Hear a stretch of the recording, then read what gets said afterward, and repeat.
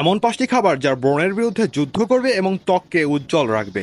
Number 1, হলুদ। এটি একটি শক্তিশালী ইনফ্লামেটরি উপাদান কার্কিউমিন ধারণ করে, যা ব্রণের সাথে সম্পর্কিত ফোলা এবং লালচে ভাব কমায়। এটা ছাড়াও হলুদে রয়েছে অ্যান্টিব্যাকটেরিয়াল প্রপার্টি, যা ব্যাকটেরিয়াদের আক্রমণ করে একেবারে নিঃশেষ করে দেয়।